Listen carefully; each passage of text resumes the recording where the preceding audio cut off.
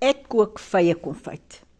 Die konfyt is rooi, stroperig en heerlik.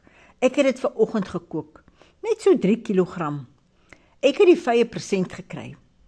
Ons het nou vir ons eers trommeldik geëet, die stywes in die yskas gepak en die baierypes gekook.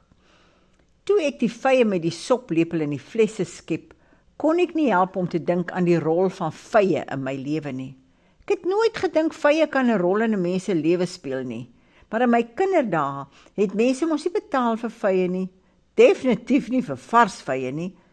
Elke plaas en sommige dorpshuise het 'n vyeboom gehad.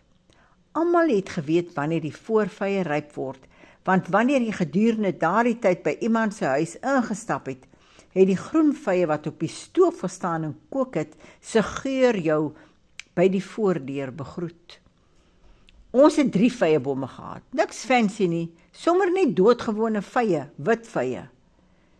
Toe ek kind was dit hoeke al ou bome, dalk nog 'n steggie wat saam met Jan van Riebeeck al die pad van Holland af gekom het. En toe was daar mos nog geen grensbeheer of ongewenste siektes nie. Ons het dan daai vyebome geklim tot in die toppe, om die eerste vye wat ryp is by te kom. Nie een keer kan ek onthou dat ons geheuk het van vyeblare nie. Die een sytak was amper so dik soos die stam self, en dit was my perd. Ons het wydsbeen op die takke gesit en hulle dan gery. Nou net as pa en ma, ons nou nie gesien het nie. Tot daai dag wat ek uit die boom uitgeval het en my arm gebreek het. Nou groen vye kook is mos nou nie so eenvoudig soos mense sou dink nie. Dis die velletjie afskrap of 'n fyn afrasper, 'n kruisie aan die onderkant sny, dan oornag in die kalkwater lê. Dis nou om die buitekant daai effe krakerigheid te gee. Dan die volgende môre afspoel, sag kook en so 'n mespuntjie blou vitriool ingooi. Dis om daai mooi groen van die vye groen te hou. Maar seker nou nie heeltemal wettigie, maar nou ja. Dan weer afspoel en dan in die stroop kook tot dit drup soet is. En moet tog nie die bietjie suurlemoensap vergeet om die sandsuiker te keer nie. Ek hou egter daarvan om dinge so eenvoudig as moontlik te maak. Toe ek nou op die konfytkookstadium van my lewe kom, het ek na 'n paar seisoene my hande deurgeskraap en gedink, o nee, daar moet 'n makliker manier wees. En daar was. Nou sny jy net 'n kruisie aan die onderkant van die vy, gooi die hele ou spulletjie in kooksoda water en dan dieselfde proses verder. Enigeen wat al my groen vye geëet het, kan jou waaragtig sê, hulle tong het nog nooit skrynerig gewees van my vye eet nie. Dan is daar die vye geklee in 'n streepiespaadjie, lyk pragtig in 'n vrugtebak. En ja, jy kan hom eet ook, smaak heerlik. Ken julle die Adamsvy? Altyd eers ryp hier rondom Maart.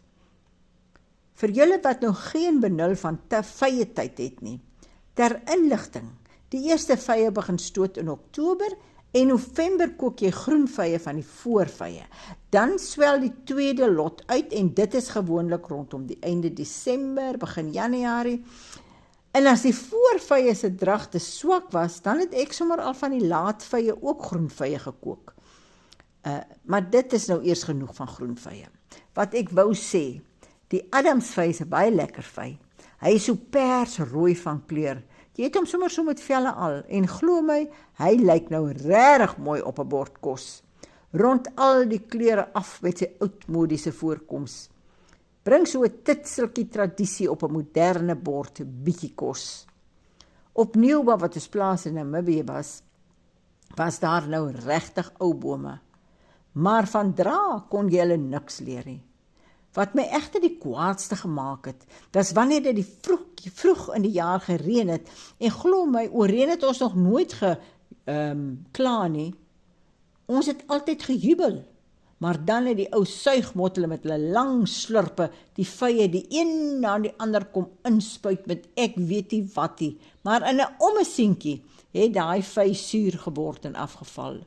Die hele vye oes in sy maai.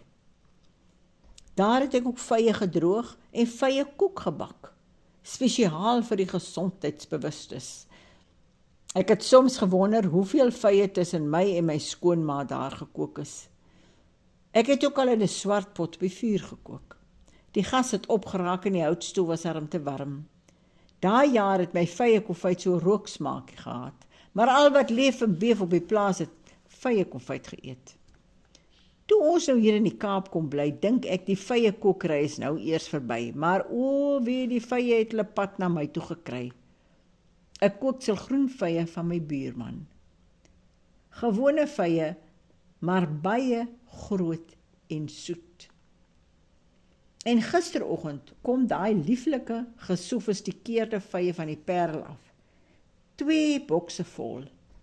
En maar kom maak hulle tuis hier in my kombuis. Uitgeleese geselskap. Want hulle broers en susters wat die paal gehaal het, lê vandag op uitgesoekte winkelse rakke.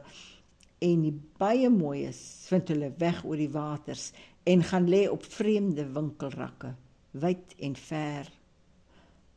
Die potjies nog warm, toe deel ek alweer uit. Elkeen moet darm 'n potjie kry. Nou as jy dalk hier by my draai sou kom maak het, dan kan ek dalk vir jou so 'n potjie van hierdie rooi stroopsoet vye konfyt gegee het. Dis nou te sê as daar nog oor is. En o ja, deesdae kook ek ook groen vye met 'n stukkie gemmer in.